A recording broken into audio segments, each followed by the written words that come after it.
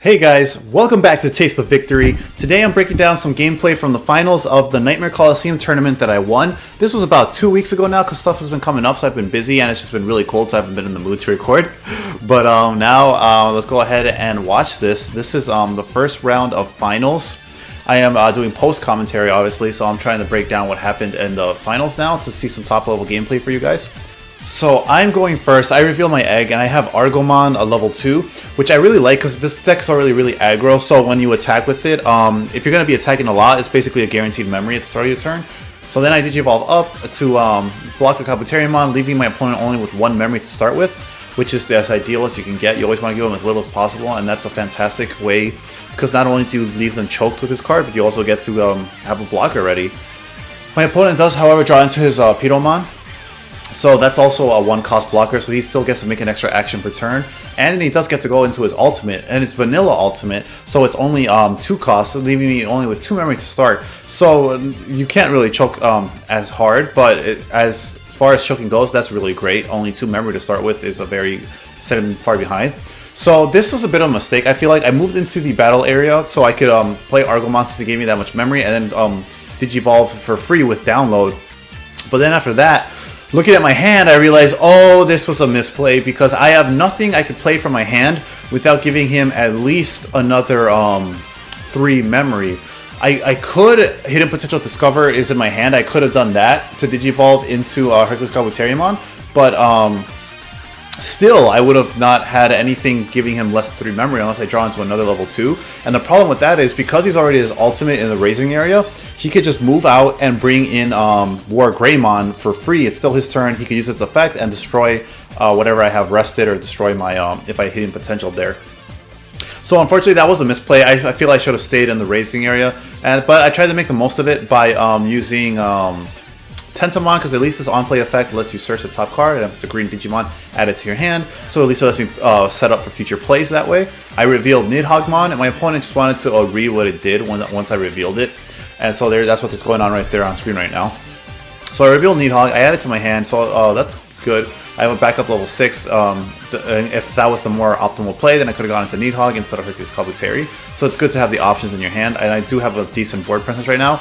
But as we've seen with Yellow, it takes not a lot of effort for Yellow to wipe an entire board like this. And my opponent does have the Slash Angemon in hand, so he can get rid of my Blossomon right now to stop me from going into a Mega, and still have memory on his turn. He can still play. And then I believe he has some inheritables you could probably make use of there too. It's a DP minus. And there it does come out. The Slash Angemon, only 3 memory, minus 8k on Digivolution, destroys my Blossomon. So that's why that was a huge misplay. I feel like I should have just stayed in the raising area with it, maybe waited to Digivolve. And then he could just swing at my rested Wargreymon. So with just 1 Digimon, he practically wiped my entire board almost. Very close. And then he still only leaves me with 2 memory to make my next plays with by hardcasting the Sukaimon, which only has 2 cost memory to play. So I reveal Modimon. I've gone over it before that I really like it because I don't swing with this deck if I'm not at least a level 6, so it's almost always live. I Digivolve into my Wargreymon. I would prefer to be able to hardcast that Wargreymon for value since it is only a 2 cost, but because I have the no other rookies in hand, I needed to go into it because I wanted that free draw more than anything right now. Fortunately, I don't see any champions here, so I do believe what happens next is that I actually just hardcast my hardcast my level 5 Wargreymon because it's better than passing. I don't want to just do nothing. And I didn't know this at the time, but looking at my opponent, there isn't much you could do right now here because he has no champion in hand. So all I can really do is just play rookies to hope to dig, and he just draws more rookies. So all I could do is go wide. But he can't Digivolve up with the hand he has here. He has 6 memory though, so that's a lot to work with. But if you don't have a hand to make it work, then there's nothing to worry about. Unfortunately, at the time, I didn't know this. Like this, sometimes I will notice that my opponent is playing differently based on their hand. I will go ahead and hardcast more liberally. But in this scenario, I just bricked and I didn't know at the time. It just happened to work out. He does swing into security with Sukaimon, reveals Vegimon, so it does get deleted. So that at least clears up his board presence, makes it a little less pressure on me to make a comeback here right now. My opponent does have 2 blinding lights, so he could do that to increase his security down to 3 and make all of his 3 or less security effects live. And then he could have a ton of memory, like 10 actually. He would be at 10 and makes his hardcast hurt a little bit less. So let's see what he's going to do instead. I don't really remember. This was like 2 weeks ago now, so I don't remember here. But from this point onward, I could use Hidden Potential Discovery to go into my Hercules Cabuteriamon for free next turn, arrest any threats. And then I could probably still have memory to go into a level 6 or level 7, one of my level 7s, and clear board even further.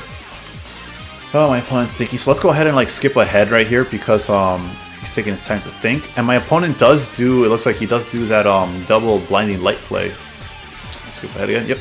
He does the double Blinding Light play, skip too far ahead. So that's 1, gains to 8, and that gives him 8, and then another one that puts him at 10 exactly, so that gets rid of his 2 securities. TK would have been a cool reveal, so that's unfortunate, that's the one that had to go. But now he has 10 memory, so that does make his hard cast hurt a little bit less, so he can just play something now, and then next time be able to go into Omega if he hopefully draws into it. He does unfortunately reveal my Chaosmon, and that does destroy his Slash Angemon, but with only AKDP, like it was going to happen regardless. And I believe because of the 3 security or less revealed, because of Blinding Light, he did have enough DP and Heritables to destroy my Tentomon, it looked like there, which is what's really good about Yellow. You can be so offensive at your security and still handle board presence pretty strongly, like getting rid of your opponent's Digimon through Inheritables.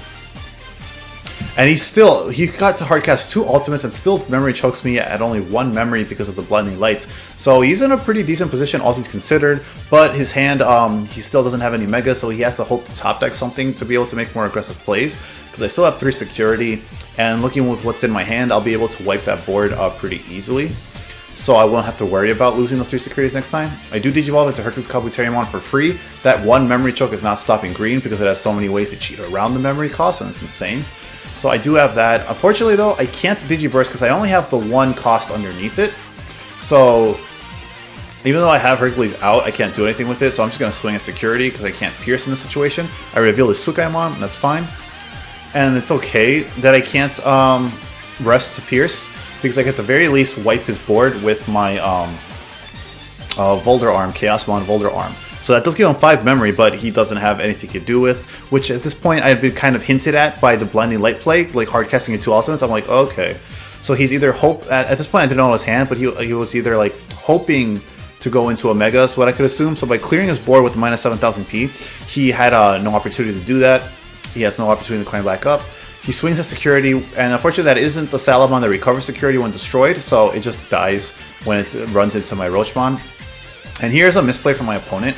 He played 2 Salamons, but what he could have done was play the Salmon, Tsukaimon, and then another Salmon to have 3 memory and win next turn. But unfortunately for my opponent, I guess it's a bit of a brain fart, you know, just going for the plays you see in your hand. You're so like instinctively looking for that you're instinctively looking for that memory choke, you know, so like you see it in your hand and you're like, I'm gonna go for it, so you can't do anything big next turn. But unfortunately for him, like, you know, that's a little bit of an overlook there. So he Digivolves so I think at this point in the VOD something was lost. I think my turn at this point in the VOD was lost because he played those 2 and then I played some Digimon. I was able to swing through his last 2 securities, so now he has 0. But because he didn't have anything in the racing area previously, he can't move out in time to swing for these 2 securities. He would have to wait till my turn. So at this point in the state of the game, this is basically game. Yeah, because my opponent, all I can do now is swing. He can't climb.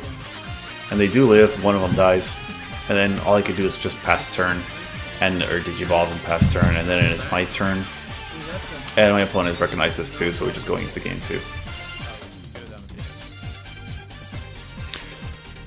So that was a game from Grand Finals to like demonstrate how this green deck works, the importance of when to move out of the racing area and when not to always be like aware of that, of board presence and board state, you know. So that was this video. I hope you guys enjoyed that breakdown of the gameplay of this finals from the tournament, 22-man tournament, I believe.